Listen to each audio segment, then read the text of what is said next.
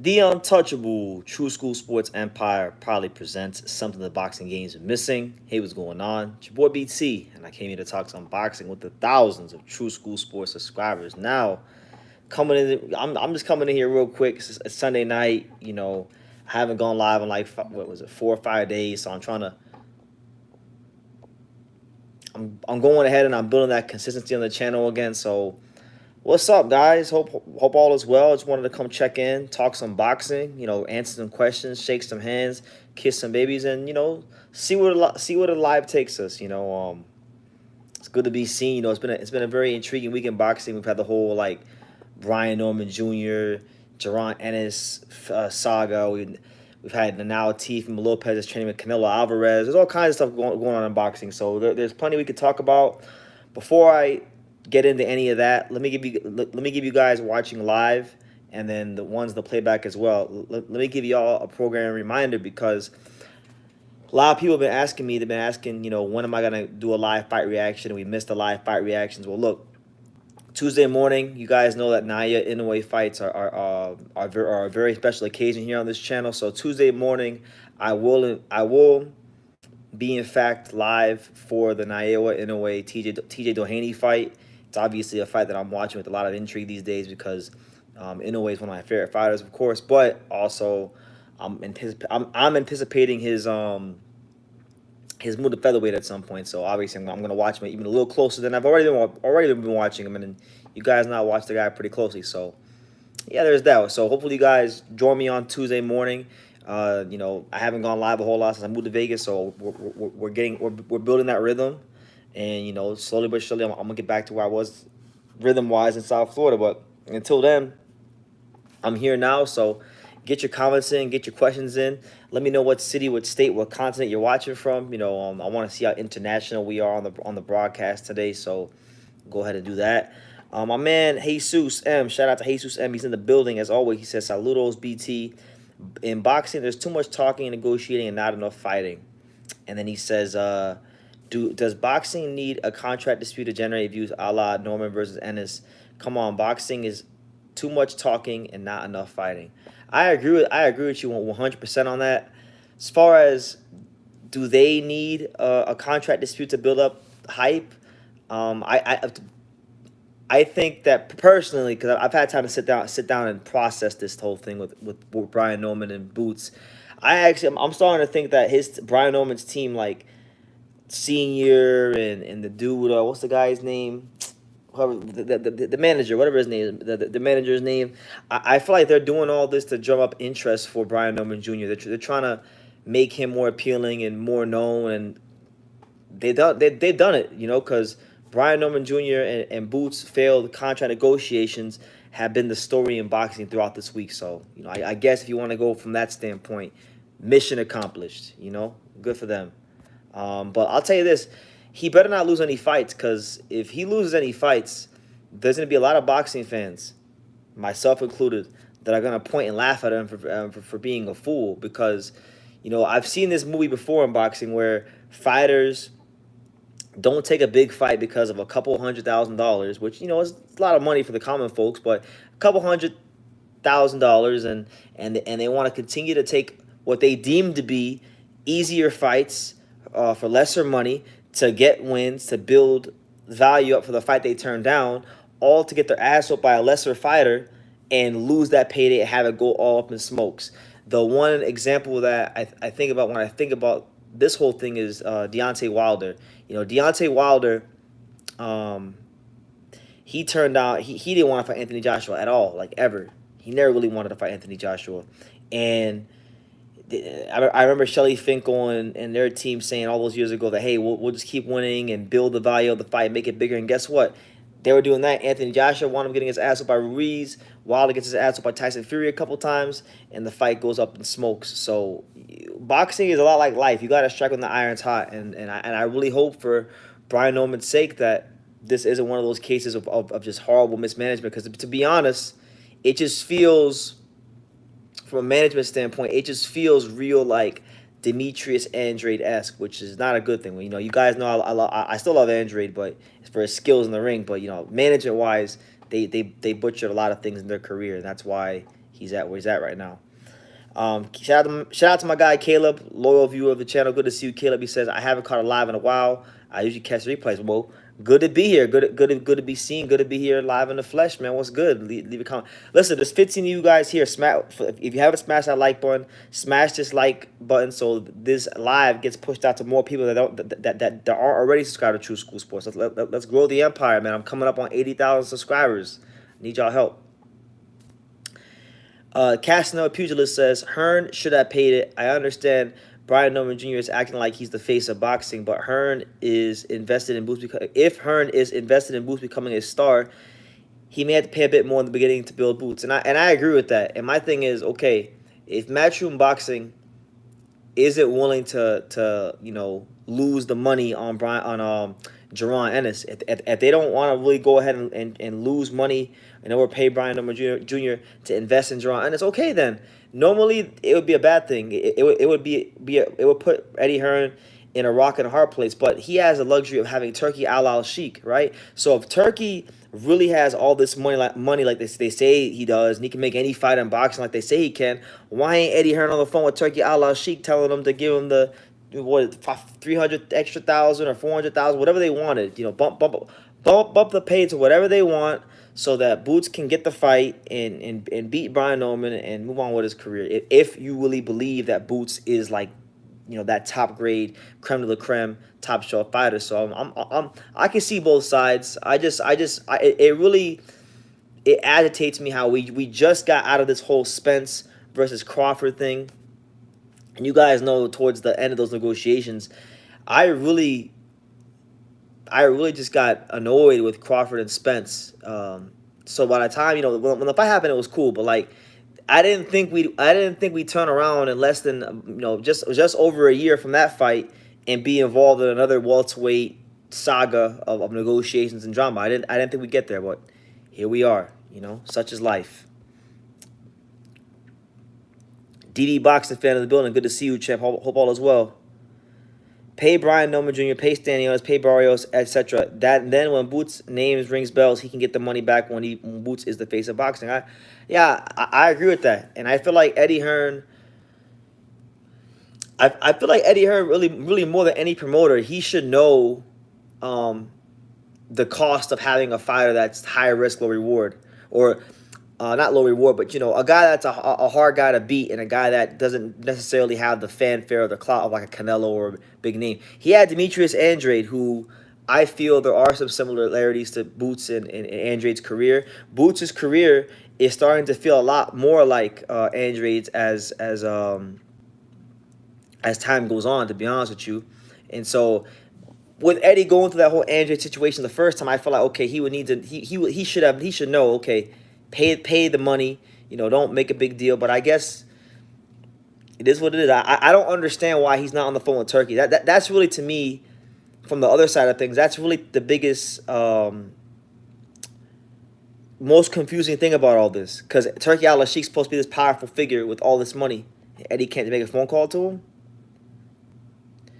Robert Sanchez, my main man out there in Austin, Texas, he says, "What's up, BT? It's been a while. I think it's the second time a title fight for Boots doesn't come to agreement. Seems like it might maybe a Boots problem." And by the way, Robert, tip of the cap to you. Good to see you. It's always good to see you in the chat. Yeah, I know that it's hard to make fights happen for Jaron Ennis. I have a lot of connections in the boxing world, so sometimes things do come to my attention through the grapevine, and I'm not gonna out nobody, but I know some guys in the top 15 that have went a different direction and didn't want to fight Jaron Ennis. So I know how hard it is to get fights done for Jaron Ennis. But to me, this shouldn't have been one of those times. Like, Brian Norman Jr. made $100,000 his last fight. After taxes and fees, you're probably looking at what, $60,000, $50,000, something like that. Now, according to them, and I'm throwing out the numbers that Adrian Clark put out there, his manager, Fighters First Management. He stated that after taxes and deductibles and fees, it would be roughly around what? It would be around $810,000. So is there not a big dramatic difference between $810,000 and $60K or $70K?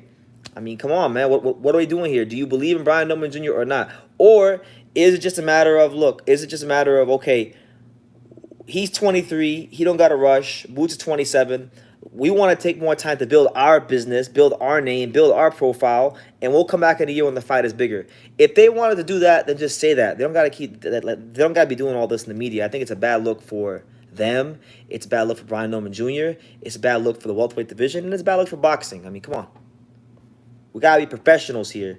Lukey Boxing in the building. Make sure you guys go subscribe to Lukey Boxing, one of the realest journalists in the game. Got a lot of respect for my guy Lukey. Good guy. Come on, man. Norman is fighting on the Keyshawn Davis undercard in Virginia. In Virginia, nonetheless.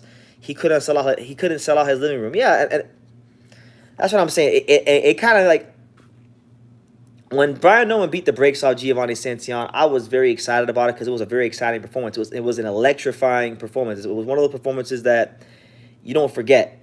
It's unforgettable. But like seeing how they've moved since the win, like it makes me wish Giovanni Santillan would have won. And I didn't have no dog in the race, but it's just like, come on, man. Giovanni Santillan is a good fighter, but they're acting like they beat a Jaron Ennis caliber fighter. Giovanni Santillan is not Jaron Ennis caliber fighter. He's not, A plus level fighter or anything like that. You beat a really good fighter you beat a good fighter in unfavorable circumstances, but they're making it out to be like they upset Mike Tyson in Tokyo, like they busted Douglas or something. Like, come on.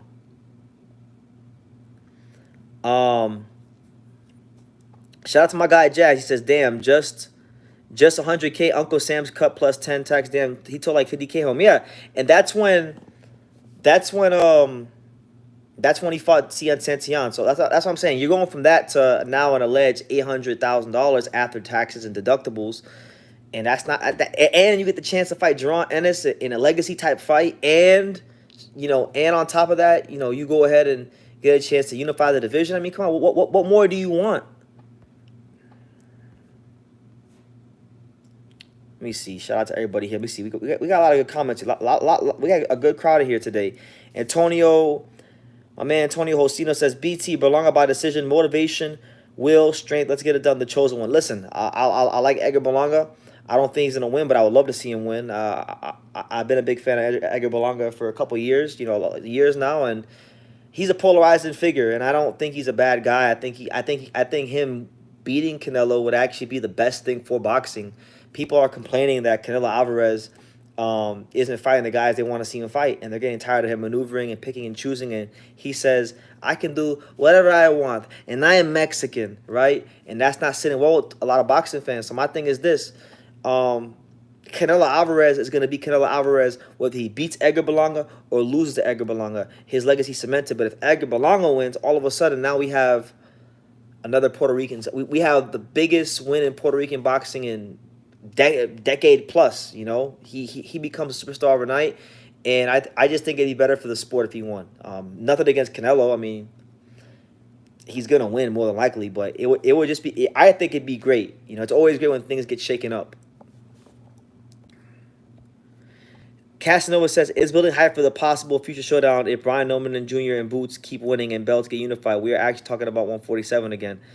Yeah, I mean, it's been the topic of discussion this week, and there's still some good fighters in the division that I think are gonna make their way up. Like you got like Jin Sasaki, who's fighting from Japan. I think Jin Sasaki will wind up fighting one of these two at some point. So look for that to be a fight down the line. Jin Sasaki to be in the mix. But yeah, it's a thin division, and right now, as it stands, that's probably the biggest fight that could be made in the division. Not based on name value, but based on just like excitement and hype, and it's a rivalry between two young fighters. So why not? Belvane one says Floyd looked good, and I'm not a fan. Well, listen, he's fighting John Gotti III. I know he's a big, strong guy, but John Gotti III is he ain't it, man. He ain't got no skills like that. So, but I'll tell you this: Floyd's reflexes still look good. He looks relatively sharp, but he's supposed to look relatively sharp against John Gotti III. But he's getting up there in age, so I ain't gonna hate. MEZ wants to know, when is Top Rank paying Norman Jr. 800K? Never. First of all, Top Rank, generally speaking, they don't put fights on in venues where the gate doesn't command it. So, for example, if Brian Norman Jr. can't generate a $2 million gate or something like that, they wouldn't put the fight at the T-Mobile Arena or anything like a big venue. For Brian Norman Jr., they will find the smallest venue possible in Atlanta if they ever brought a fight back there, like the Buckhead Theater, which I went to one time. It's a small venue in Atlanta. They go fight there, and then they keep the overhead low so they can actually turn over a profit. That's how they do things. So he's never going to see that kind of money. And at least not anytime soon. He'd have to continue to win and build his name up, but he could have got it right there and would have had a chance to fight right then and there. So, you know what I'm saying? BT, do you think Barroso has a chance in Japan? Barroso has a chance anywhere he fights.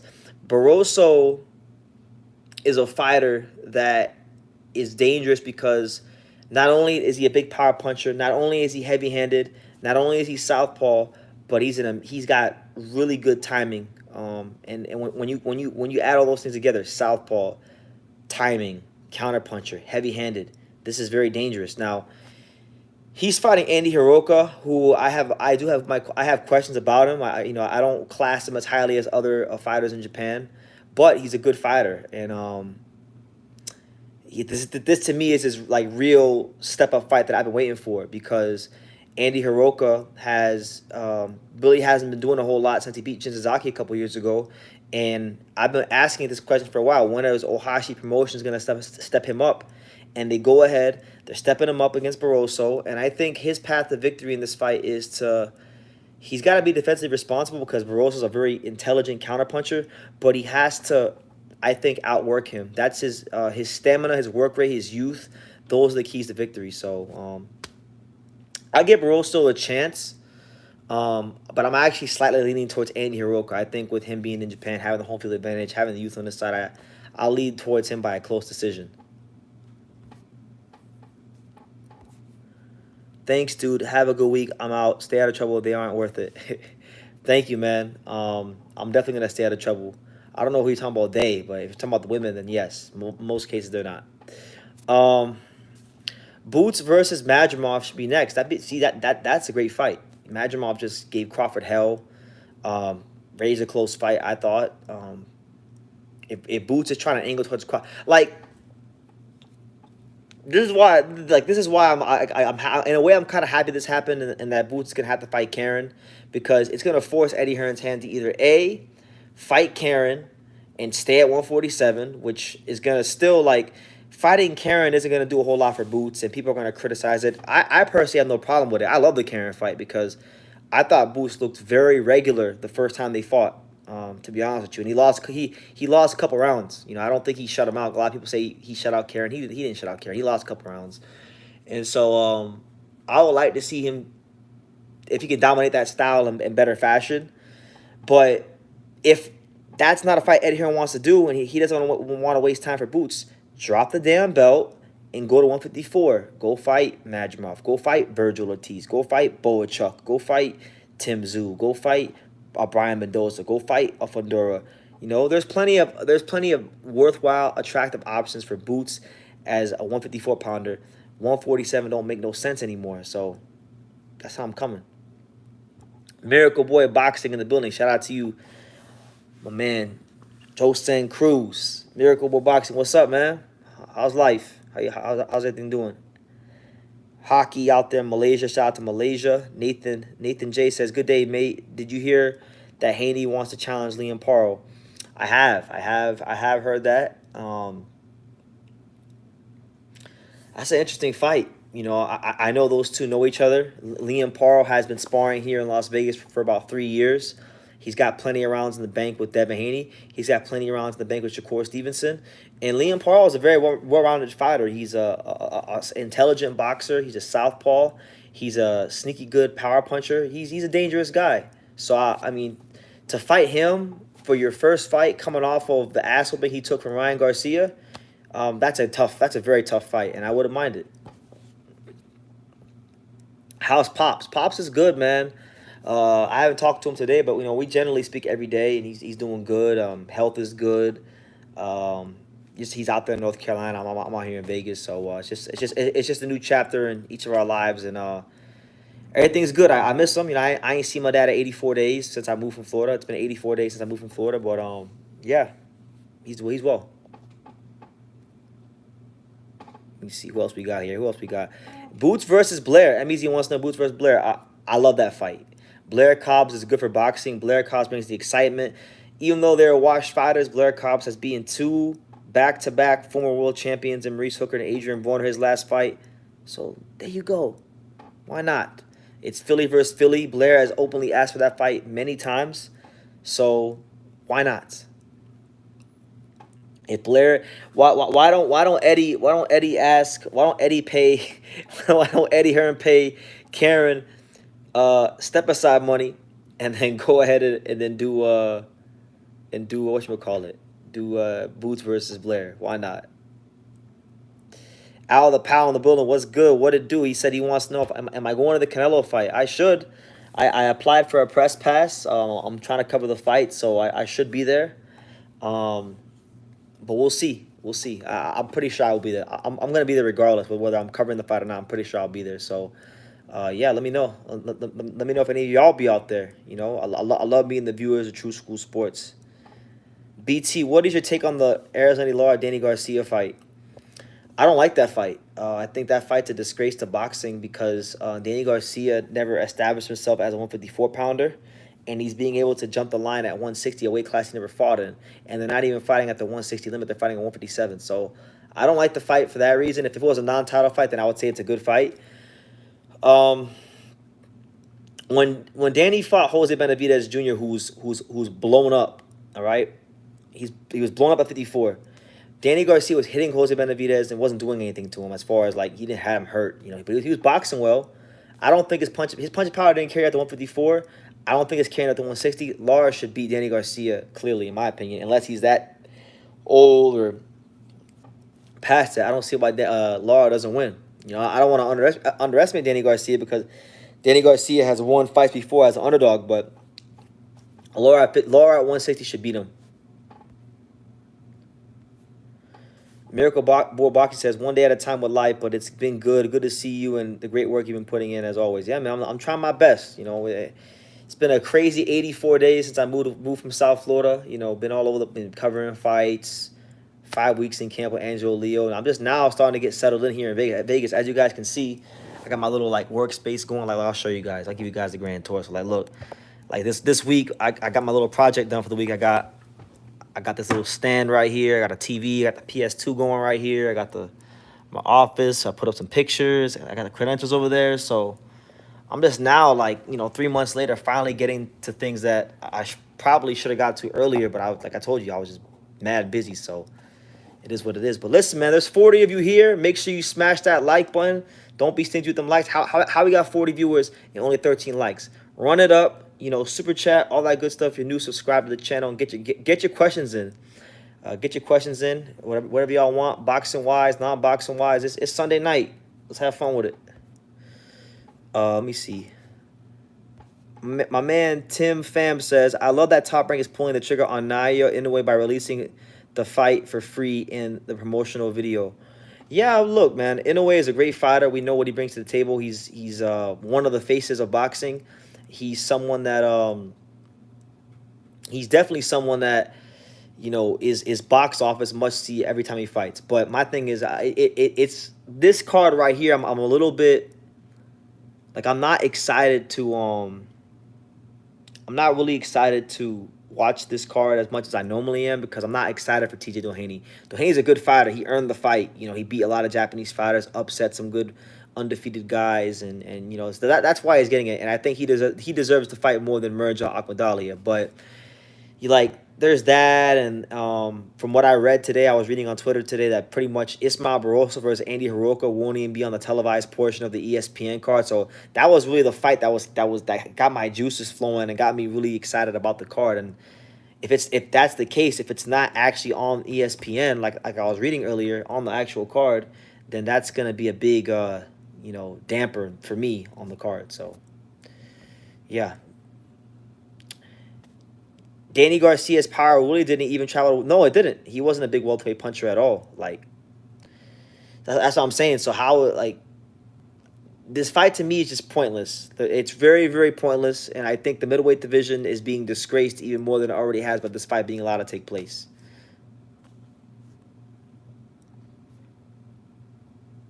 see what else we got. Someone said, "Do the Japanese not work on Tuesdays over there?" Listen, man, I don't know why, and maybe I might need to go ask one of my Japanese friends. I need to go ask why the hell are these fights in Japan always at Tuesday morning? You know, because that don't sound right. I know the Japanese can party and drink because I've done it with them, but Tuesday morning, people got work. You know. Let me see what else we got. Yeah, Miracle Boxing. I got the PS2, man. It's my favorite game system. So, I don't play it like too often as much as I would like to. But I get my gaming in when I need to. It's good therapy. Will I go to the Munguia card in Arizona? Probably not, but that would be nice to go. Probably not, because I got some things I got to take care of here in Vegas. But probably not. But I love Arizona. Arizona was very treated me very well in, what was it, March when I went. So I love to go back to Arizona. They got some of the most beautiful women in the world to me in Arizona. Do I think Yoshi Takai versus Daigo Higa is going the distance? That's a good fight, man. Um, I haven't thought too deeply about it, but off rip, I'll probably say no, it doesn't. Just because Yoshiki Takai is going to be loading up, throwing big bombs, trying to knock this guy out. And if he's not careful, Daigo Higa can counterpunch in between the shots. So I'm going to say no, it doesn't. But it's just, I really hope. Does anybody know that for a fact? Because I was reading on Twitter earlier that Andy Hiroka versus Barroso is not on the undercard, on the televised portion of the undercard, which to me would be a big letdown, because that's the best fight on the whole card, including the main event. Um, BT, do you know if as the IBF champion, Boots could move up immediately and get an IBF title shot? Um, I don't know the exact rule for that, because every sanctioning body rule is different. I know with the WBO, if you're the champion, and they declare you the super champion, you can go up to that next weight class and get an automatic title shot. I don't think you can do that. Um, I think you need to at least fight at least in an eliminator. Have you been talking to the translator that you went to Japan with? Well, I had two translators in Japan. I had Taihei Yamamoto, who was my main translator, and then I had my boy Joe, who was he translated like my Subaru Murata interview when we hung out for a day. You're talking about Taihei, because that's the guy that most people know from that Japan trip. We've talked here and there. That's my guy, though. He's Japanese time zone is very different than American time zone. So like over there, it's daytime. Here, it's nighttime. He's just waking up. I'm getting ready to go to sleep after this live is done. So I haven't had a chance to talk to him too much as I want to. But we message here and there. We keep in touch, and he's a great guy. And I'm sure when I do go back to Japan, that's probably one of the first people I'm gonna go see. He's a great friend of mine over there, and I love Tai. The Japan trip wouldn't have been what it was without him. So yeah, there's that. Uh, so what's up with the Shakur fight? Hearing Shakur fight pay per view, but better be able to be on ESPN Plus. Yup. That is true. Shakur Stevenson's fight against Joe Cordina will be on the pay per view portion of the Better Be at Bivol card, but Better Be at Bivol won't be on pay per view. It'll actually be ESPN Plus. So ain't that kind of ass backwards? Shakur Stevenson should be the one fighting on ESPN Plus, and Bivol Better Be should be on pay per view. But Eddie Hearn and Turki Al-Sheikh decided to pay Shakur Stevenson a big lump sum of $5 million for this next fight. So the only way you're going to be able to justify and pay out a $5 million purse in Saudi to Shakur Stevenson is by making it pay-per-view. So that's what it is. And you know what? I wanna take a poll here from you guys, because I asked this question earlier on my community post. I asked everybody in my community post. I asked the simple question of, do you think Turki Al-Sheikh is good for boxing, or do you think he is bad for boxing? I have my opinions, but I want to know from you guys. You know? Let me know in the comments. But yeah, we half an hour in. It's your boy BT, the untouchable True School Sports Empire. There's 30 of you here, so I'll say it again because a lot of you guys weren't here when I said it the first time. Tuesday morning will be the next live. It'll be my first live fight reaction extravaganza since I moved to Las Vegas. For Tuesday morning for Inoue versus Doheny. We'll go ahead and we'll give it a watch and see what happens. See if TJ Doheny could at least giving away some competitive rounds, maybe showing some vulnerabilities. I don't think anybody's really expecting TJ Haney to win. Good fighter, you know, I believe a former champion as well. A guy that's been at 37 years old, turning back the clock and beating up on these young Japanese and Filipino fighters. So that's how he got this fight. He made a big name for himself by beating up on Japanese and Filipino fighters. So that's why he captured Inoue's attention, and I'm glad he got the fight and not Merjan. Emmy says that Turkey is good for boxing. Okay, Turkey is good for boxing. Good and bad, but boxing needs to change. Turkey is good for boxing. Okay, all right. A lot of you guys think Turkey's good. Okay, I ain't mad at it. I don't necessarily agree with that. You know, I think he's good and he's bad. I think long term he's more bad than he's good. But I think Turki Al-Sheikh, I think he's good for certain fighters. Like where Turkey's real value is like with the guys like Aji Kabayel, Martin Bakoli, you know, those middle of the pack contenders in the like heavyweight division that would never get a shot and never get a real chance to progress their career under normal circumstances. But these guys are getting a chance to fight on big time, high profile cards against good opponents. And look, Martin Bakoli is now a guy that people want to see fight. You know, Zhili Zhang and Joseph Parker and all the other top guys in the division. Aji Kabayel, his name's in the mix now, so I think he's been good for those guys. But like giving Shakur Stevenson $5 million, putting him on pay-per-view, I don't think that's good because that's gonna make him have to pay more money when he actually fights like a real lightweight threat, you know. And you know, people keep thinking that Turki Al-Sheikh and the Saudis have all this money, but then why is it an issue if Canelo Alvarez asks for $200 million?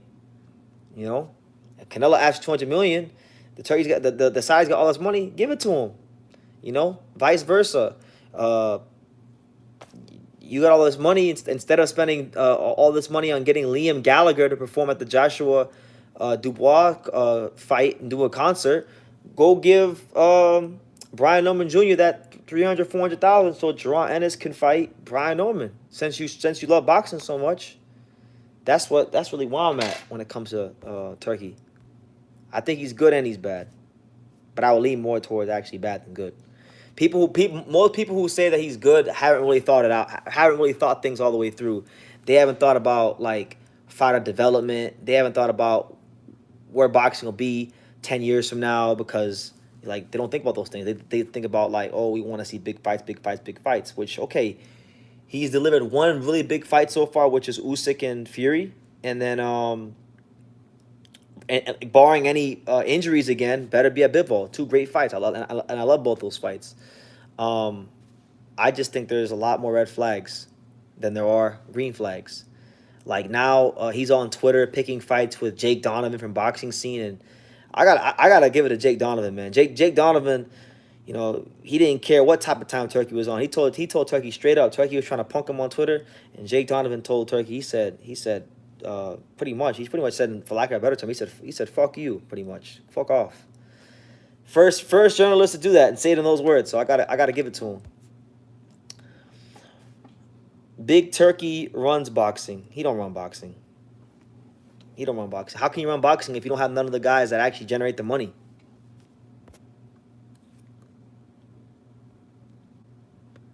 My man Jose says ProBox is way better than Turkey. ProBox out here, I agree. I'm a pro.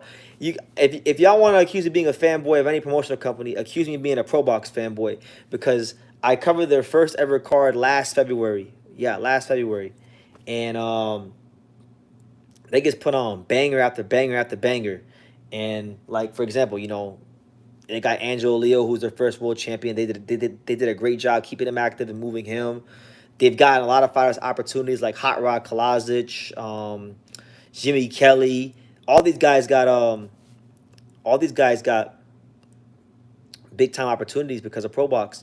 And now, like, look, in 10 days from now, the ProBox has a fight coming up that I actually think has the potential to be their best fight they've ever put on.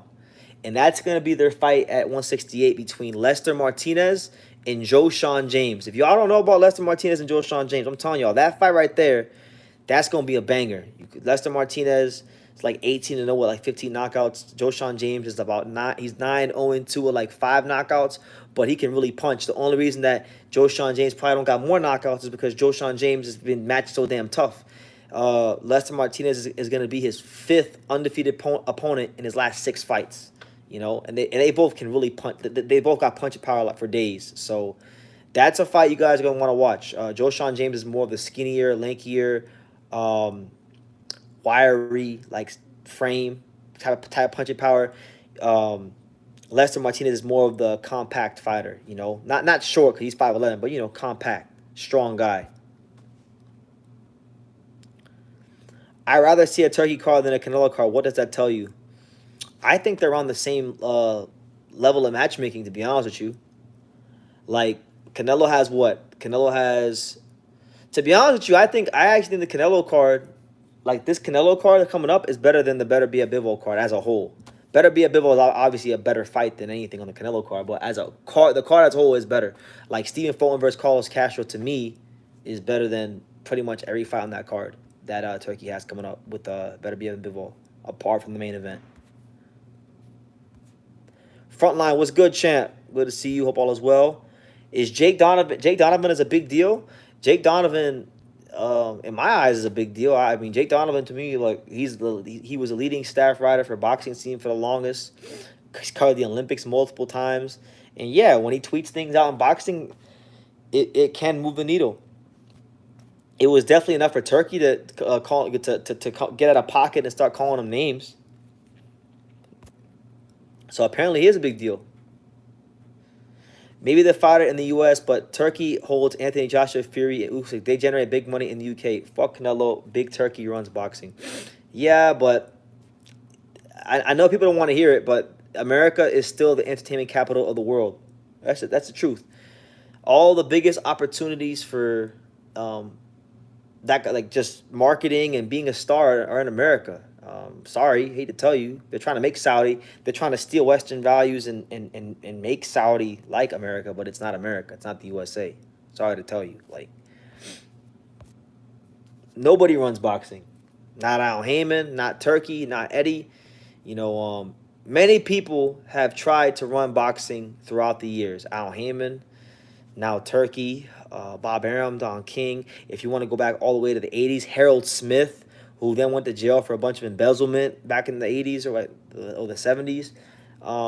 Boxing is the Wild Wild West. It's a sport of free enterprise, and it's a sport where the fighters themselves are independent contractors. The fighters themselves are business. There's no unions like MLB has the MLB Players Association, NBA has the NBA Players Association. Fighters don't got a union. They're all independent contractors. They all 1099, all that stuff. So it's just a whole different outlook. So nobody runs the sport. That is what it is, you know. MAW said, "What's up?" He says, "Boxing fans, BT in chat, smash the like button." Yeah, smash. Yeah, listen to him. That Hurd versus Rosario fight was trash that week, but that card as a whole was pretty good. You had on that card you had Dominic Valle in a tough fight against Kevin Piedrahita from Colombia. That was a good fight. You had the return of Ivan Ditchko. So like even if the main events aren't great, like they're still putting on good fights, and they're still putting on, and they're giving guys whose careers were dead in the water chances to build their careers back. Like Ivan Ditchko, right? Ivan Ditchko, I remember covering Ivan Ditchko's fights in 2018 in South Florida when he was just turning pro, and they were giving him so many cupcake opponents, not because he couldn't beat better opponents, because he could beat better opponents, but his promoters and managers didn't want to put the money behind him to actually get him good opponents. So it's good to see him after all these years of being in the doldrums of heavyweight boxing, not fighting. He gets a chance to really be on a good platform like ProBox and build his career.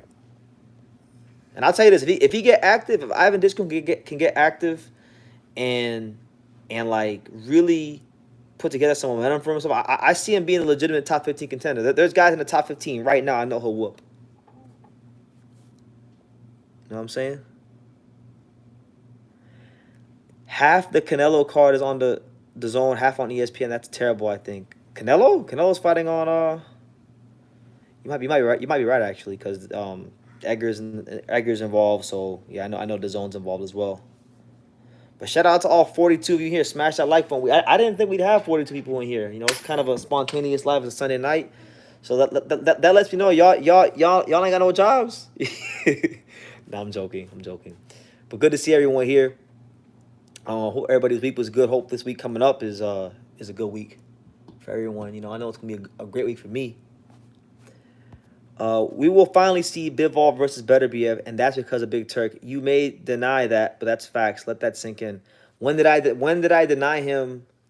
When did I deny him Beterbiev Bivol? I literally just said 3 minutes ago. I said Bivol versus Beterbiev is one of the fights that he is getting credit for.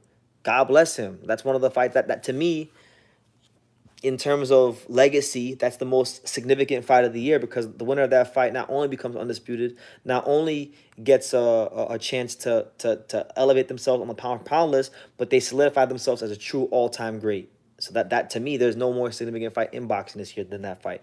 I even think it's more significant than Fury and Usyk because, and this is just my opinion, although Fury and Usyk was in boxing's glamour division, I just think as a whole, when you look at Beterbiev and Bivol together, them two are more dominant fighters than Usyk and Fury were.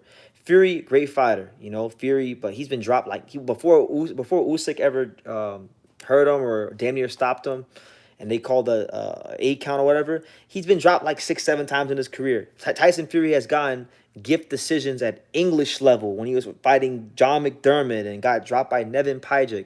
You know, so he's like really good fighter, but vulnerable. A guy that you knew had enough chinks in the armor that one day if the right guy got in front of him could beat him. But Beterbiev and Bivol, come on, man. Arts Beterbiev, boxer, puncher. Yeah, he got dropped by Callum Johnson, but Arts Beterbiev, quintessential boxer puncher, has dissected every style in front of him. He's the knockout king of boxing, 100% knockout ratio, 3-belt champion, doing it in sensational fashion every time. Dimitri Bivol, been champion 7 years, defended his belt like, what is it, 8 or 9 times. Outboxed Canelo Alvarez, beat him easy. Beat Joe Smith easy, beat John Pascal easy. One of the least hit fighters in boxing, probably the purest boxer in the sport. Nobody transitions from offense to defense and defense to offense in boxing quite as good as Dimitri Bivol. So to me, those two are being as dominant as they've been at what they do in the ring. It makes the fight that significant to me. But that's my little rant on that. Why is Edgar Berlanga getting 15 million versus Canelo and Bivol only got 5 million? Because Edgar Berlanga is Puerto Rican. I don't know. You got to take that up with Canelo's team and Berlanga's team and Keith Conley. I don't know. He got good management. Apparently, Keith Conley did his damn job. 15 million? If that figure is if it's true, then Keith Conley did his damn job. Ivan Ditko versus Jarrell Miller would be interesting. I'll tell you this. I was really impressed with Jarrell Miller in his last fight, which I never thought I would ever say again in my life because, I know Jarrell Miller from years ago when he was still fighting on Showbox. And I used to see him all the time down at Heavyweight Factory, and I just never thought he would ever live the life enough to actually to put in a performance like that against Andy Ruiz. I thought he'd beat Andy Ruiz. I want to see him continue to do what he's doing. I want to see him continue to stay with Bozy Ennis and keep sharpening the blade, and get him some more fights. What's up with your guy Hrgovic? Your guess is as good as mine. I haven't talked to Philip since he lost. I reached out to him once, I think, and that was about it. And he never got back to me. I follow his wife, and she follows me back as well on Instagram. She's posted a couple pictures of Hrgovic with his daughter. So it looks like to me he's just enjoying some time off with his family and trying to recover from the biggest loss of his career. The only loss of his career. But I do think I haven't given up on Hrgovic. I still think that the best is yet to come. He just got to correct a couple things, and I think it'll be all right. Wasn't like he got Jared Anderson against Dubois. He just ran out of gas, and I thought Dubois was very fortunate to get away with some dirty tactics, and Hrgovic didn't adjust accordingly, and he paid a price for it. And it's boxing. You live and you learn, but I think we'll be all right. Big Baby versus Big Baby to give us... Yeah, listen, that would be an ideal fight. Jared Anderson got his ass whooped in a loss. Miller got a draw in a fight that he should have won. So it's a good fight, and there's that storyline, and they were doing a lot of talking at the press conference. So you can't be one guy can't call himself Big Baby, and the other guy can't call himself the real baby. They gotta sort that out. And honestly, I wouldn't even write off Drew Miller. I know everybody before the Andy Reese fight would have wrote off Drew Miller. I won't. Jared Anderson likes to fight in spurts and pull straight out. Drummer obviously doesn't punch anywhere close to as hard as Martin Bakoli. He's actually probably one of the most feather-fisted heavyweights at world level. He's more of a guy that breaks you down. But if he comes in shape, like he did against Ruiz, I would write him off against anybody in the bottom half, like the top 15, top 20, something like that. Because it's not easy to beat a guy who's like 300 pounds and throws, 50, 60 punches around, lays on top of you, leans on you. That's hard to deal with.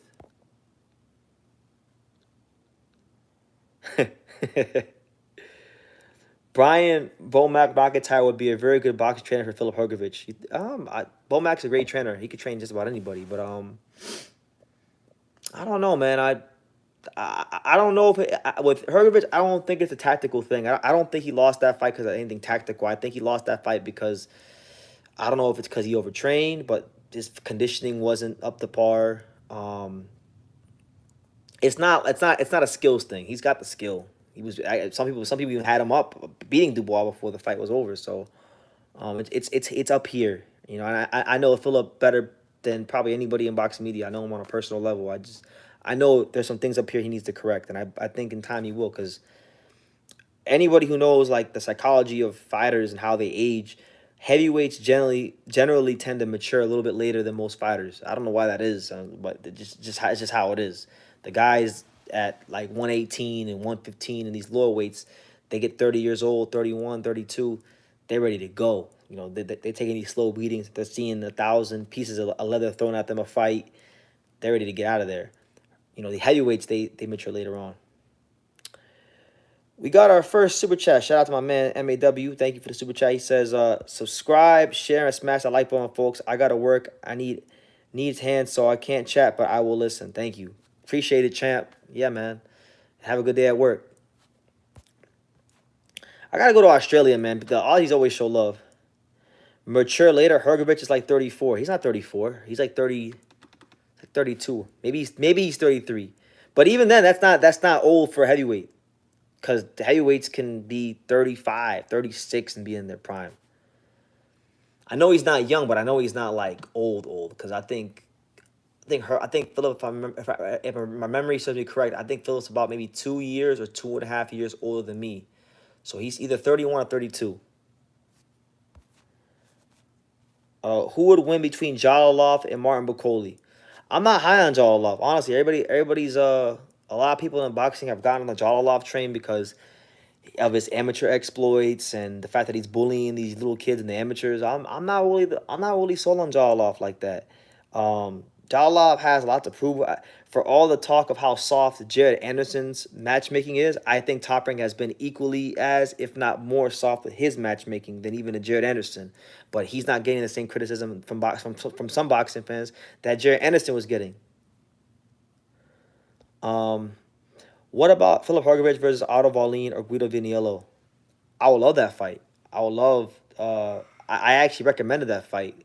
Guido Viniello just put the beats on Makhmudov, and so he's coming off the biggest win of his career. Hergovich coming off a devastating loss. I would love that fight. That's the perfect crossroads fight. And I'll tell you like this, as someone who like I said, I'm cool with Philip, but I'm not biased.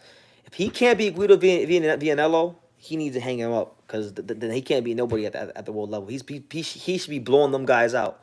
Dubois is understanding, a little bit more understanding, because Dubois is a young guy, strong guy. He's a world level heavyweight. He's experienced. He's fought Usyk. He's fought good guys. Before he fought Hergovich.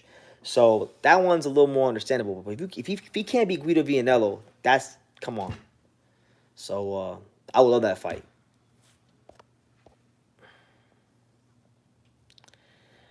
Anuel might pull up to Berlanga fight. He's one of the top Puerto Ricans, reggaeton artists. He's Berlanga's friend. That's cool. I know about Anuel.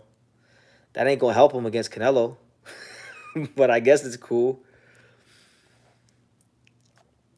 I'll tell you this, guys. Not for nothing. One of the things I'm really intrigued about when it comes to Canelo Berlanga, it's not even the fight, but I'm excited to see what the atmosphere is going to be like. Like I want to know what percentage of the crowd will be Puerto Ricans that come from New York or other places. And I'm sure I'm extra sure the amount of beautiful women at that fight is going to be a little bit higher than usual because you're going to have Mexico and Puerto Rico. It's going to be crazy.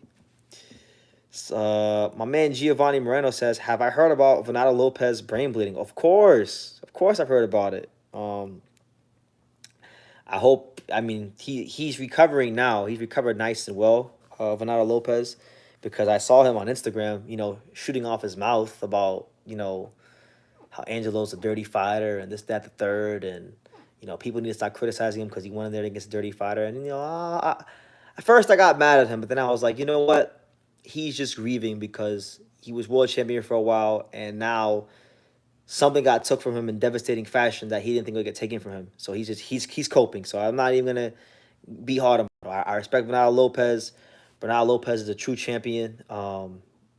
He just ran into the guy I believe is quite possibly, if he puts it all together and continues to do what he's doing and improve, the best featherweight in the world. Personally, I wish Canelo versus Berlanga fight was in Miami because that could have been a serious movie. It would have been crazy. MEZBX, Eddie Hearn and PBC, they need to hire you for the marketing team. They should have hired you, and then that I really wish, man. I'll tell you this. I know South Florida like the back of my hand. It would have been one of the craziest events of all time if they would have put it there. That's what they should have did. For this particular fight, they should have put it there. But what do we know? We're just some boxing fans. Junto and Takuma both will be the main event fight 13 and 14. Do you think they will fight next year? Junto and Takuma? I don't think, for some reason, I just don't think Junto and Takuma will fight. I don't know why. I hope they do. These Japanese guys, like, they got to start fighting each other at 118. Every champion is Japanese. So if the year ends and they're all champions towards the end of the year, I would like to see all four of the Japanese champions enter a tournament. Enter a tournament, do it in Japan, and let's see who's who. But I do I really think that they're gonna angle towards Junto fighting Inoue. Where am I from in South Florida? So originally I'm from Dania Beach, so I'm a Broward County boy. Grew up in Dania Beach pretty much my whole life, but I lived in North Miami. Before I moved out of South Florida, I was living way out in Homestead. When I was like super young, I spent like a year or two of my childhood in Hollywood. So I've been all around South Florida, but Dania Beach. You try to get me in trouble. You ask me questions about politics. Do you know what will happen? Did you know what happened to Jamie from Punch Perfect Boxing? All his socials seem to be deleted except his YouTube and Patreon. I don't know what happened to Jamie. Jamie's a friend of the program. I haven't talked to Jamie since I think I went on his channel. That was like early in the year. But I got a lot of love for Jamie, and I hope Jamie Bourne is good. He's one of the genuine good guys on here. So hopefully he's good. I know people. One thing about it is one thing about this whole YouTube thing is sometimes if you're not careful, if you're on here a little too much on the internet and you let it consume you, it can really do a damage on your mental health. And that's one thing I've learned over the years is like, as important as it is to put your content out and research and give your all with boxing content, you have to actually still take care of yourself away from the camera. And that's one thing I've been getting better at over the years, and it actually plays a role with how I do well here. So hopefully, if Jamie's out there, if you're listening, if there is something wrong with Jamie Bourne, take care of yourself away from the camera so you can actually be full of joy when you're on camera. How do I see Kosai Tanaka versus Bam Rodriguez going? That's a great fight, man. I love that fight. Bam will go in as a favorite, but I'll tell you this, Kosai Tanaka, I don't know, though, because Fernando Puma Martinez is a damn good fighter. Better than a lot of people realize. So I'm not even sure if I agree with what I'm going to say right now, but Kosai Tanaka would, on paper at least, be the most talented fighter Bam's ever fought. He would definitely have the best legs of anybody Bam's ever fought because, generally speaking, the guys he's been fighting, like Rungvisai, Even Guile, when he fought him, the legs weren't up to par. They weren't good. They weren't strong. They weren't mobile. Kosa Tanaka is mobile. He can punch on the move. He's a really good technical boxer, and he's been champion in 4 different weight classes now. So I love that fight. I think Ban would have to do what you need to do with a guy like that. Use those angles, go to the body, things like that. I'd probably say Ban wins a close decision, but that's a hell of a fight. That one can actually go either way. Did Sugar Nunez lower your excitement of his potential? No. Why would he lower it? He fought Miguel Mariaga yesterday. Mariaga, a wily veteran of almost, was it 40 fights in his career, a guy that has only been knocked out once ever in his entire boxing career, and that was against Vasily Lomachenko when Lomachenko was in his prime. And plenty of other guys have fought Mariaga. Names. I mean, Nicholas Walters, who was a big puncher, fought Mariaga. He didn't even stop Mariaga. So Sugar Nunez, even though Mariaga is older and past it, still crafty, knows how to survive. Blitzed him. Got him out of there in 6 rounds, 2 knockdowns.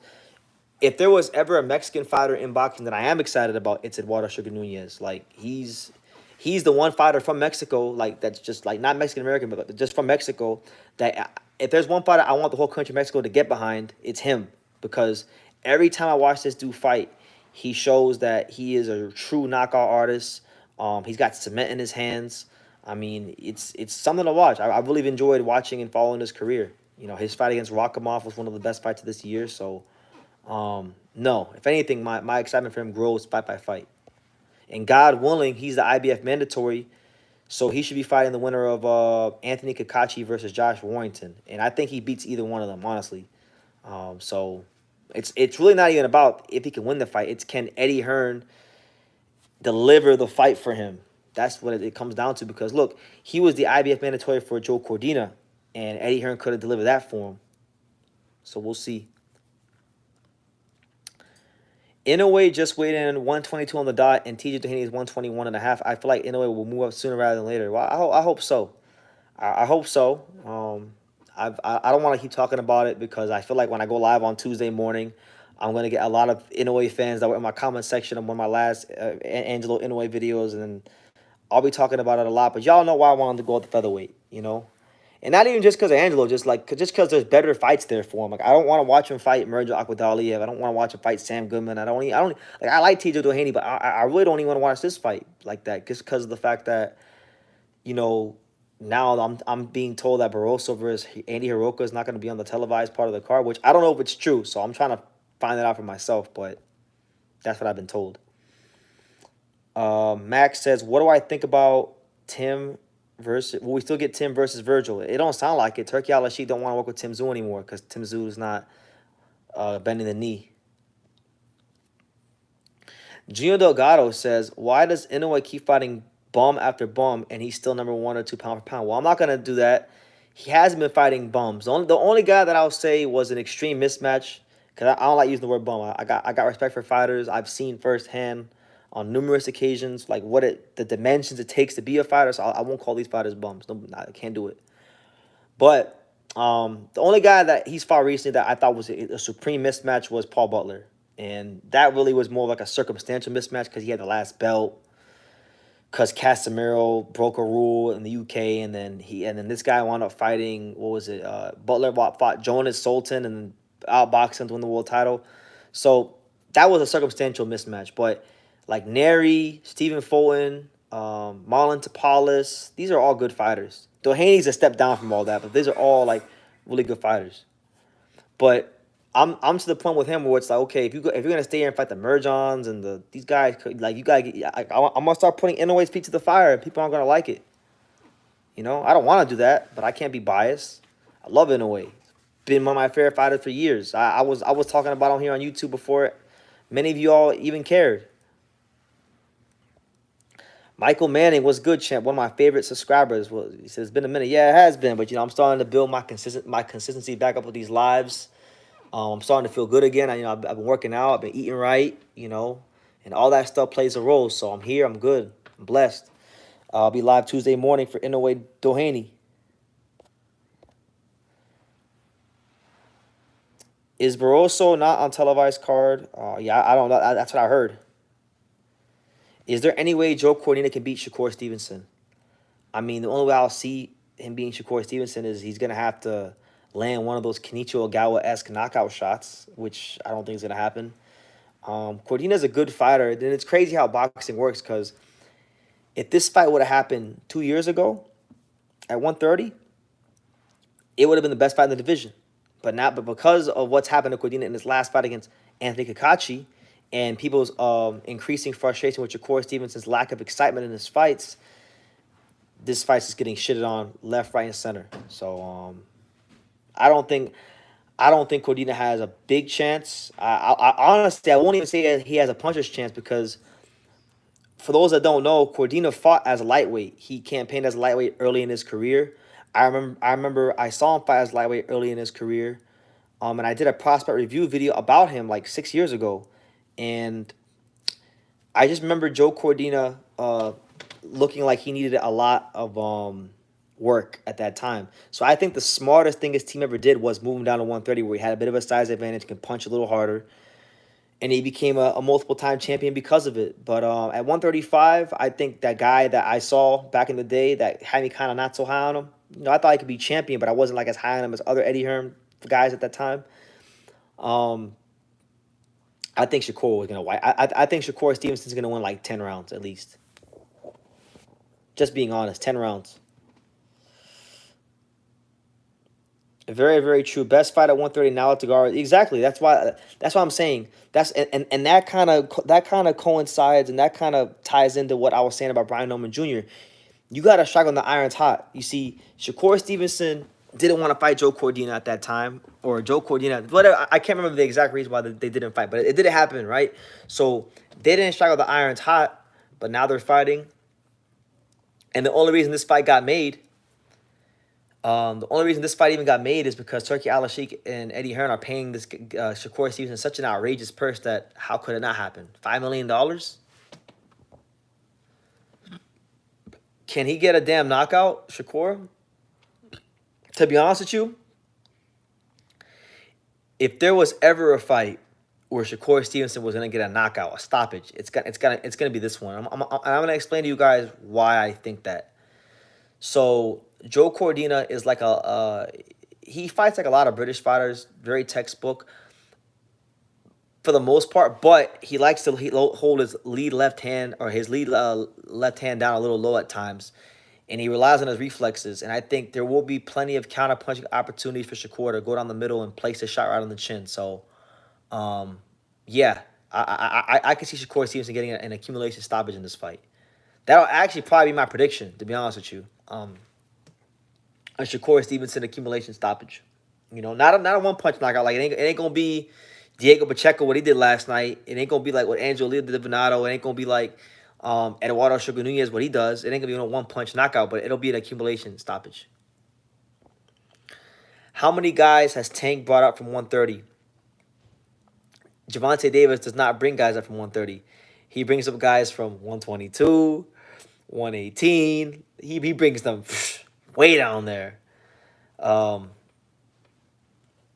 Yeah, I see where you're getting at. It is the same thing, and at least in this case, it's a former champion. It's a guy who was a champion. So I guess you can say this is maybe Shakur Stevenson's Hector Garcia, if you want to go there. Joe Cordina equals Hector Garcia. Because Hector Garcia was a champion.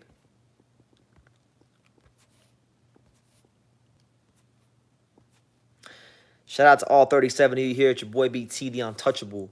True School Sports Empire, rocking with you guys late night, getting that boxing talking, get your questions in, smash that like button, super chat, all that good stuff. We here. We'll be live on Tuesday morning for NOA Devin Haney, so make sure you guys tune in for that. It's going to be a great time.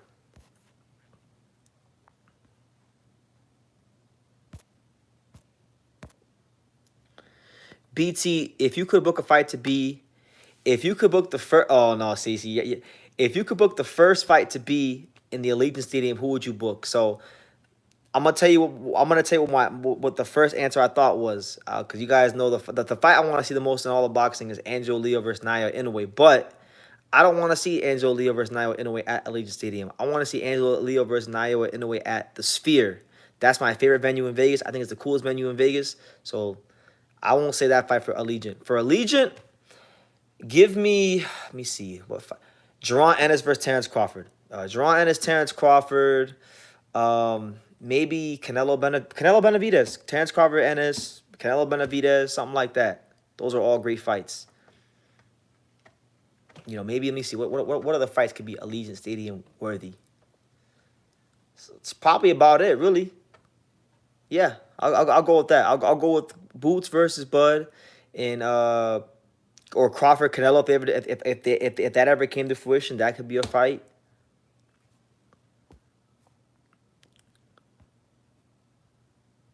Stevenson does not move his head. Cordy, they can capitalize on that. Yeah, but see, the thing with Joe is, he's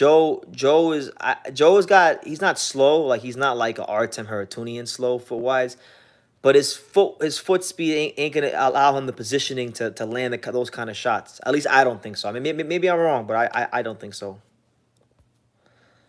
Somebody needs to get Turkey to get her and Oscar to make a match versus Golden Boy card with Munguia versus Pacheco as the main event. I love that. Please. Pacheco versus Munguia. Now, Pacheco versus Munguia, that was a fight that Eddie Hearn mentioned last night in the post-fight interview. I love that fight. It's a dangerous fight for Pacheco to take if he becomes the WBO mandatory for Canelo. But I like that fight because, no disrespect to Sulecki or Sean McCallum or any of these guys have been fighting, but these guys are not like top shelf, creme de la creme, world level guys. They're ranked. They're solid, but like if he wants to fight Canelo, I think the Munguia fight is the ideal fight for Pacheco, because Munguia is obviously he's got a great record. He's been there with Canelo. He's been there with some top names himself, like Derry Ivanchenko. So, that's the kind of level I would love to see Diego step up to. Now, Eddie Hearn, I love Eddie Hearn because Eddie Hearn got $1 million mouthpiece. He's really good at selling wolf tickets. It's one thing to say that in a post-fight interview. It's another thing to pass that paperwork and actually drop a contract to fight Jaime Munguia. So we're going to see, because if they do fight Pacheco and Munguia, that would represent, in my opinion, the first time that Pacheco would ever go into a fight as an underdog. And he will go into a fight as an underdog. And I'll tell you this, you don't really know how good a fighter is until you see him go into a fight as an underdog. That's when you really, really know what a fighter is made of, when the odds are against them and people don't think, or they question if they're going to win the fight. Oscar ain't letting Munguia go anywhere. I'll tell you this, we can't even talk about Pacheco versus Munguia because Munguia is going to have a very tough test on his hands later this month when he fights Eric Bazinian. Eric Bazinian, I'm not going to see him act like I'm an expert on him, but I watched enough of him to know that dude has fight-changing punching power. And Jaime Munguia better navigate very carefully.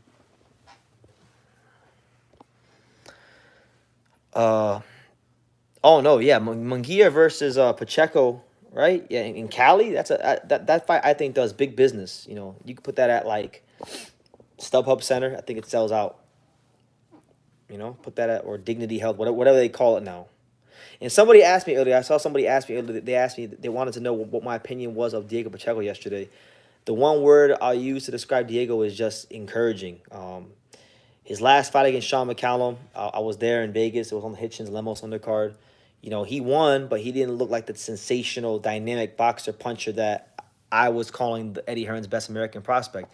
He looked, for lack of a better term, he looked regular. He looked like a fighter that was good, but didn't have the gears to get a guy like Sean McCallum out of there or show a gap in class. There wasn't a clear gap in class shown in that fight, which to me was a kind of a bad sign. But I gave Diego the benefit of the doubt because it was his first fight as a father. He had his daughter, whatever, and that's obviously an adjustment for anybody in the world. And he didn't win like a controversial fight. So had he got a good decision, I'd probably be a little bit more harsh. But I gave him some leeway just because, you know what, that's a valid excuse. And guess what? He came and he fought Majek Sulecki, a guy that's challenged for the world title multiple times. Fought Daniel Jacobs. Jacobs didn't stop him. Fought Andrade. Andrade didn't stop him. And he folded him with a one-punch body shot. So you got to give him some credit. That's a good statement. Sulecki's not a world beater, but Sulecki's a good, credible fighter. A guy that's never been stopped.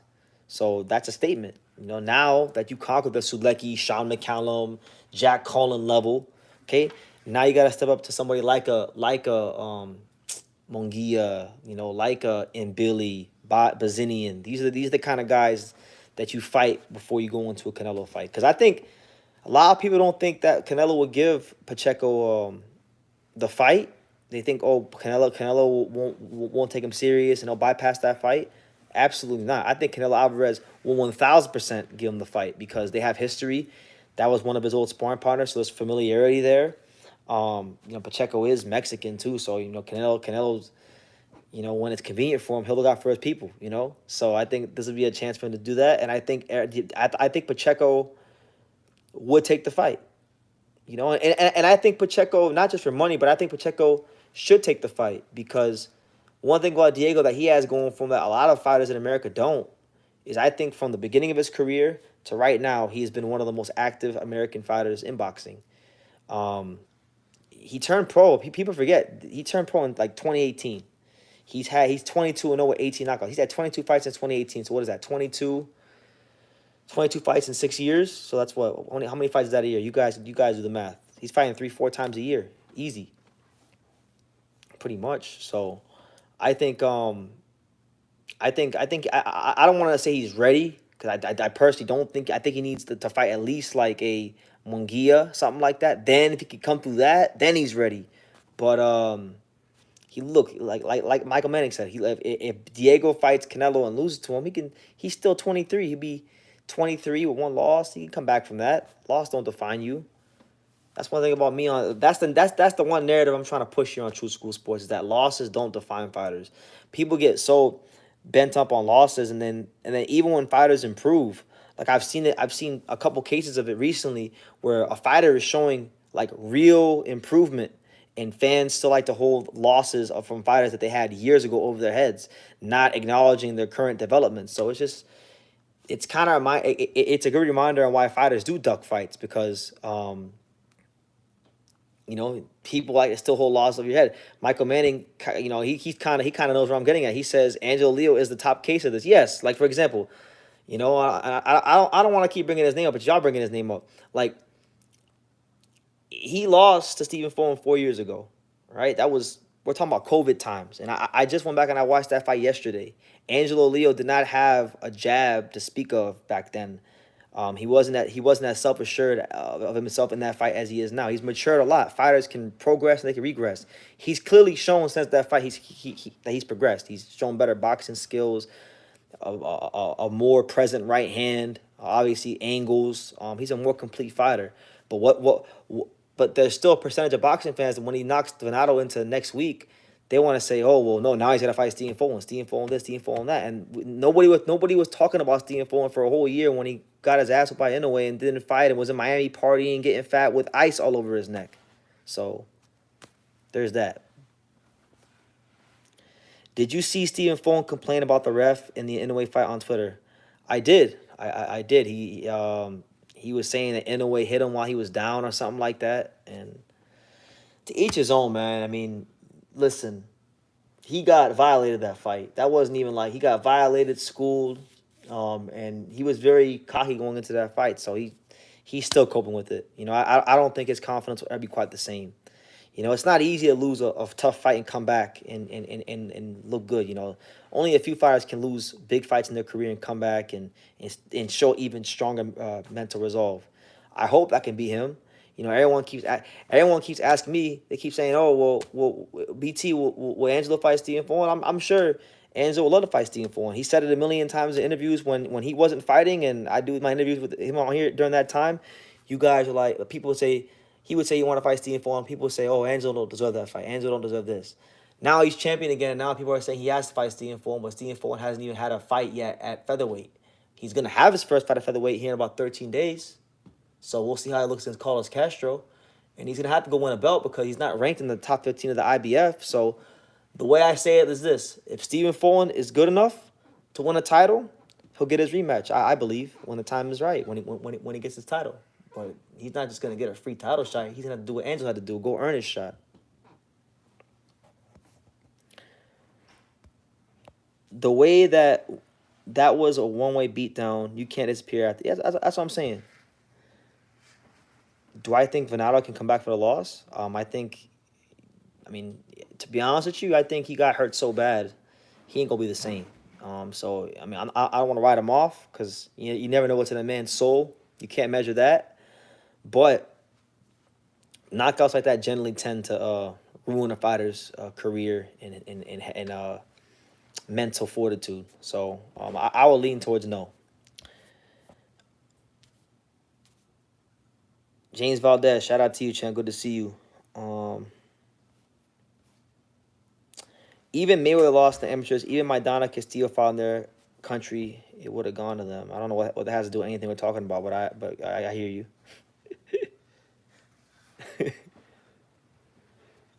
Do you think we'll see Terrence Crawford versus Jerron Ennis? No, I don't.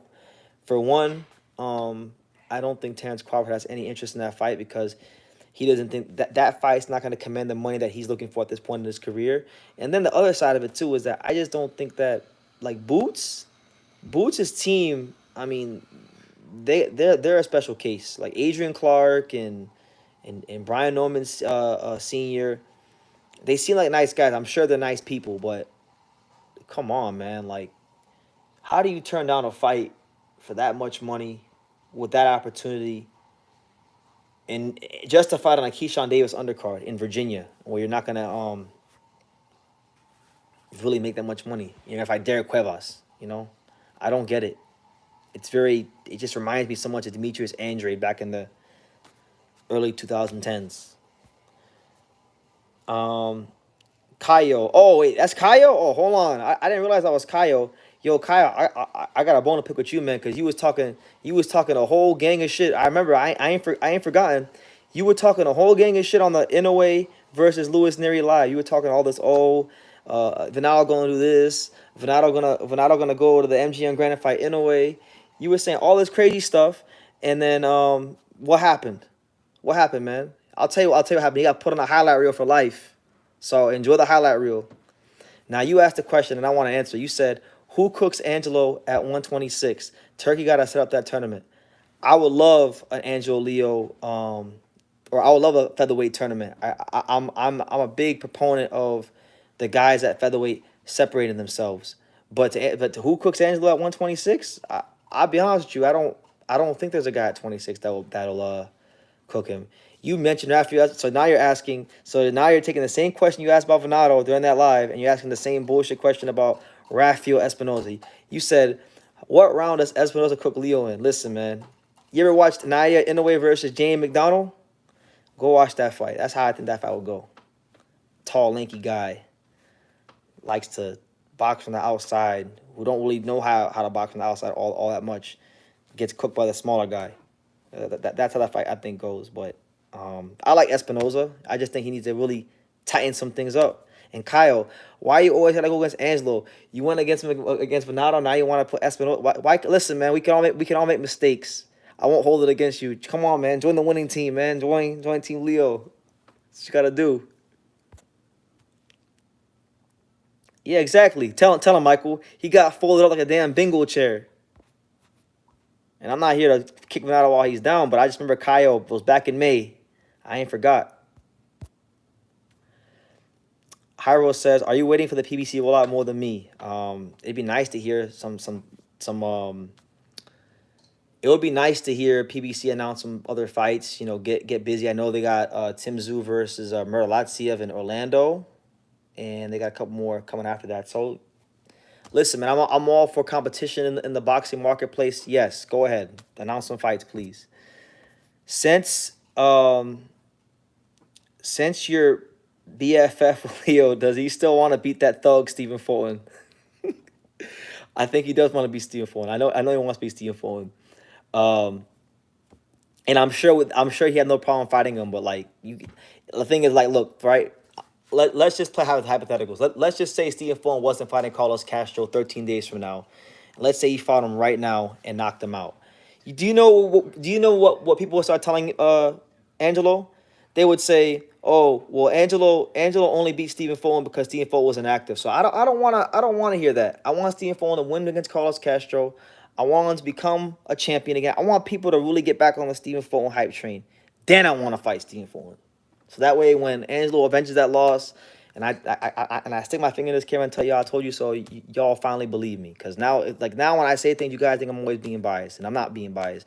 There are some featherweights I think could give him some problems, but like a lot of the guys that you guys name are not those guys. Do you believe that Bill and Devin Haney will take the Paul fight in the land down under? Um, I don't know if they go to why would they go to Australia for Paro? They went to Australia for George because George had the titles and it was a chance to become undisputed, and the money was really good. I don't know why they go. I don't see them going to Australia for Paro. No. Eddie Hearn knows that Pacheco is not ready for Munguia. Munguia lost to an all-time great, and Pacheco has fought old middleweights. Hyro, why are you still on the Munguia bandwagon, man? Like, Munguia, he's not him. I try to tell you that for a year, over a year, when you was getting on the high Munguia nonsense. Like, stick with Benavidez. Don't go with Munguia. Munguia is not that guy. Paro has the IBF belt. Yeah, I know he has the IBF belt, but I'm saying, like, he has the IBF belt, but even though he's a champion, Devin is still, commercially speaking, at least the A side, I think. So they'll probably try to look to get that fight done here in the States, and maybe even have to overpay Liam Paro to keep it here. I don't think they go to Australia for Paro.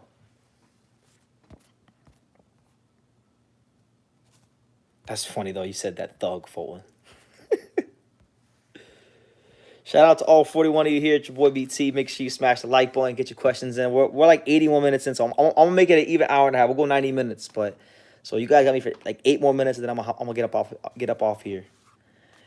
Why does everyone need a homecoming fight? Who you talking about? You're saying Benavidez has more potential than Munguia? Benavidez is a better fighter than Jaime Munguia. Yes, Dave Benavidez is bigger than Jaime Munguia. He has more hand speed than Jaime Munguia. He has more boxing skills than Jaime Munguia. He's even got better defense than Jaime Munguia. He's a better fighter damn near everywhere on the board than Jaime Munguia. Jaime Munguia is good. He's improved. I respect him. But he's not better than Dave Benavidez.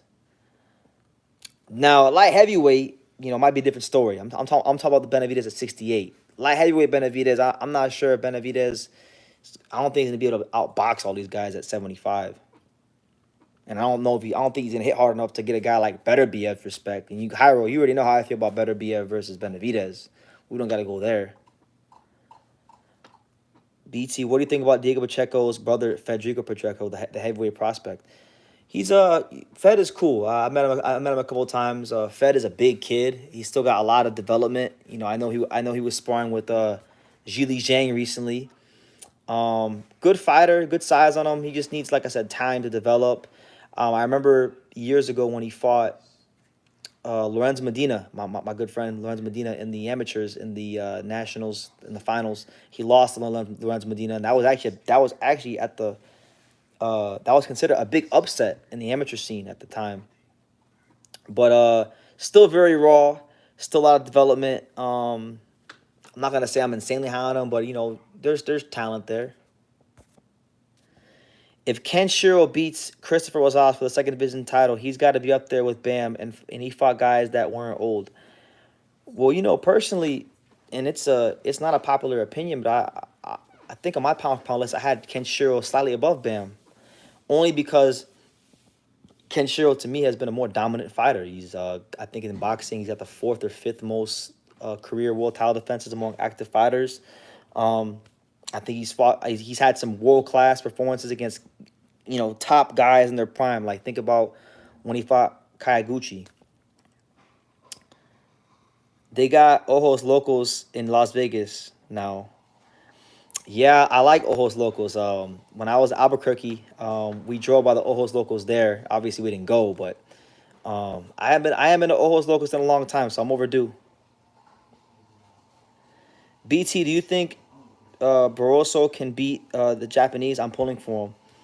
Yeah, I do. I do think he can. I'm leaning slightly towards Andy Hiroka, the Japanese, because I just think his youth and his work rate will probably be the difference in the fight. But listen, man, like I said, Barroso, he's got concrete in both hands. He's southpaw. He punches hard. He's got great timing. I'll never write him off.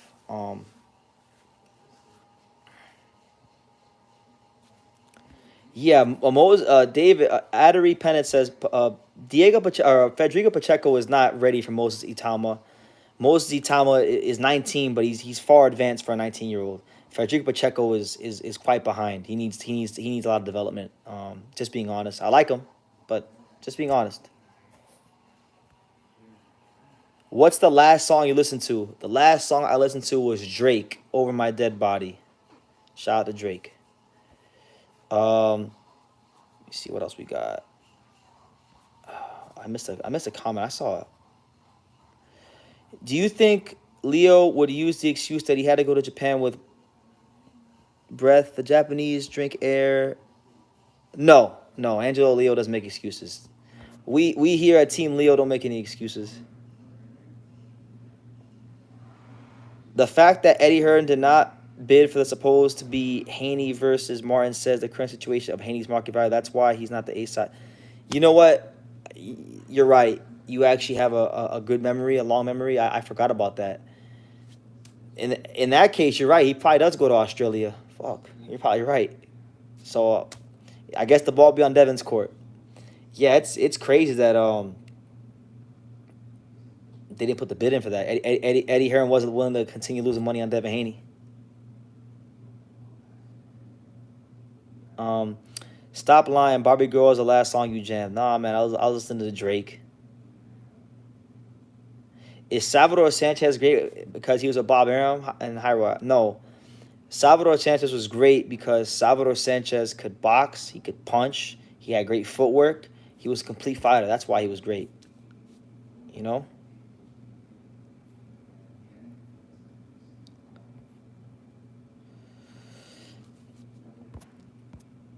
I'll tell you this though, to kind of go back to Adri Pendant's comment, I would like to see Lorenzo Medina against Moses Itama in the future. I think that's going to be a potentially great heavyweight fight, like in 4 or 5 years. I like that fight a lot. You know, Medina's like Lorenzo. I don't think Lorenzo's as developed as Moses Itama, but you know, you give him some time, some maturation. I think he's going to be a player in the heavyweight division. Everyone's talking about Richard Torres and a lot of these other guys, but Lorenzo Medina, man, someone that I think is coming. What are my thoughts on Richard Schaefer with TMT? My thoughts. I don't really have any thoughts. You know, Richard Schaefer to me is a guy that really. Richard Schaefer, he failed with Probellum, right? Probellum didn't really work out. Before Probellum, he had Ringstar Sports. Ringstar Sports. So I don't like I'm not really I'm not for or against it. It just is like it is what it is. Like Richard Schaefer, I'm not sure like what he does anymore because he hasn't done anything really like high level or legit in boxing since Golden Boy Promotions back in the day, and that was a long time ago. Because when he had his own ventures with Probellum and Ringstar, you seen what happened. There were dudes like Joe Joyce and Money Powell the Fourth that lost valuable time in their career because they signed Richard Schaefer. So, yeah, it is what it is. But guys, look, on that note, I'm gonna wrap it up. Listen, I've had an amazing live talking to you guys. You know, continue to support the channel. We're just getting closer and closer by the day. 80,000 subscribers is around the corner, so I'm really happy and gracious about that because I feel like, you know, the channel hasn't grown the fastest, but it's grown one of the steadiest channels on YouTube growth-wise, and I've done it being honest and authentic in myself, and I'm going to continue to do that.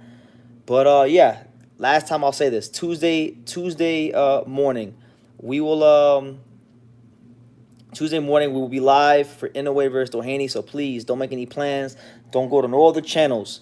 Only come to True School Sports. You know, only come to the untouchable True School Sports Empire. You guys know, you guys know who the best is in American boxing when it comes to covering Inoue in his career. Been doing it since 2016, so we're going to continue to do it.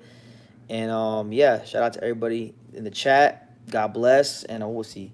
And yes, Kyle, I need that play button. So I'm getting close to that play button. So 80,000, 90,000, and then the illustrious 100,000. So day by day we'll get there. But listen, you guys take care, be blessed. You know, have a good Sunday, rest of your Sunday night, or Monday morning if you're on the East. Have a great week, and we'll see you Tuesday morning. And like I say in every single one of these videos, you can love me or you can hate me, but I'm just a kid from Daniel. So until next time, take care, guys.